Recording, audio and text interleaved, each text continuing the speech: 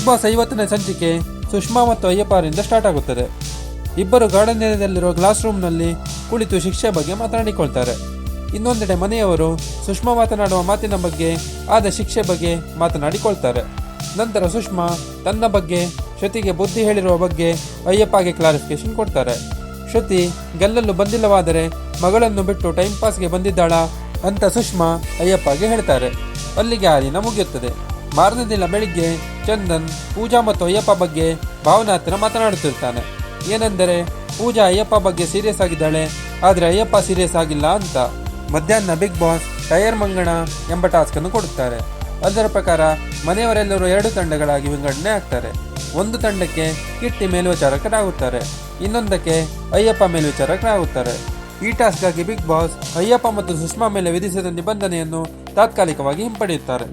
ಟಾಸ್ಕ್ನ ಮುಂದಿನ ಹಂತವಾಗಿ ಪ್ರತಿ ತಂಡದವರು ಗಾರ್ಡನ್ ಏರಿಯಾದಲ್ಲಿ ಇರಿಸಿದ ಟೈರ್ಗಳನ್ನು ಮಧ್ಯದಲ್ಲಿ ಇದ್ದ ಒಂದು ಕಂಬಕ್ಕೆ ಪೋಣಿಸಬೇಕಾಗುತ್ತದೆ. ನಂತರ ಗಾರ್ಡನ್ ಏರಿಯಾದ ಗಾಜಿನ ಮನೆಯಲ್ಲಿ ತೆಗೆದಿಡಬೇಕಾಗುತ್ತದೆ. ಇದೊಂದು ದೈಹಿಕ ಟಾಸ್ಕ್ ಆಗಿರುತ್ತದೆ ಮತ್ತು ಸಮಯ ಮಿತಿಯಂತೆ ಯಾವ ತಂಡದವರು ಕಡಿಮೆ ಸಮಯ ತೆಗೆದುಕೊಂಡಿರುತ್ತಾರೆ ಅವರು ವಿನ್ನರ್ ಆಗುತ್ತಾರೆ. ಮೊದಲನೇದಾಗಿ ಅಯ್ಯಪ್ಪ ಅವರ ತಂಡದಿಂದ ರೆಹಮಾನ್ ಮೇಲೆ ಹತ್ತು ಟೈರ್ ಪೋಣಿಸಿದರೆ ಮಿತ್ರ ತೆಗೆಯುವ ಕೆಲಸ ಮಾಡುತ್ತಾರೆ. ಎರಡನೇ ತಂಡದಲ್ಲಿ ಚಂದನ್ ಮೇಲೆ ಹತ್ತಿ ಪೋಣಿಸುವ ಕೆಲಸ ಮಾಡಿದರೆ ಮಾಸ್ಟರ್ ತೆಗೆಯುವ ಕೆಲಸ ಮಾಡುತ್ತಾರೆ. ನಂತರ ಅದೇ ಪ್ರಕಾರ ಮಹಿಳಾ ಸದಸ್ಯರು ಮಾಡಬೇಕೆಂದು ಬಿಗ್ ಬಾಸ್ ಹೇಳುತ್ತಾರೆ. ಆ ಪ್ರಕಾರ ಅಯ್ಯಪ್ಪ ತಂಡದಿಂದ ಪೂಜಾ ಗಾಂಧಿ ಮತ್ತು ಕಿಟ್ಟಿ ತಂಡದಿಂದ ಗೌತಮಿ, ಸುಷ್ಮಾ ಮತ್ತು ಶ್ರುತಿ ಟಾಸ್ಕ್ ಅನ್ನು ಮುಗಿಸುತ್ತಾರೆ.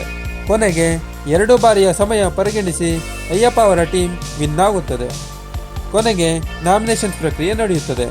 ಎಲ್ಲರ ಆಯ್ಕೆಯನ್ನು ಪರಿಗಣಿಸಿ ಈ ವಾರ ಮನೆಯಿಂದ ಹೊರಗೆ ಹೋಗಲು ನಾಮಿನೇಟ್ ಆಗಿರುವ ಪ್ರತಿಸ್ಪರ್ಧಿಗಳು ಚಂದನ್, ಕೃತಿಕಾ, ಅಯ್ಯಪ್ಪ ಮತ್ತು ರೆಹಮಾನ್. ಕೊನೆಯದಾಗಿ ಕ್ಯಾಪ್ಟನ್ ಭಾವನಾ ಅವರ ಆಯ್ಕೆ ಪ್ರಕಾರ ಮಿತ್ರಾ ಅವರು ಕೂಡ ನಾಮಿನೇಟ್ ಆಗ್ತಾರೆ. ಮುಂದಿನ ಸಂಚಿಕೆಯಲ್ಲಿ ಏನಾಗುತ್ತೆ ಎಂದು ತಿಳಿಯಲು ನಮ್ಮ ಚಾನೆಲ್ ಸಬ್ಸ್ಕ್ರೈಬ್ ಮಾಡಲು ಮರೆಯದಿರಿ.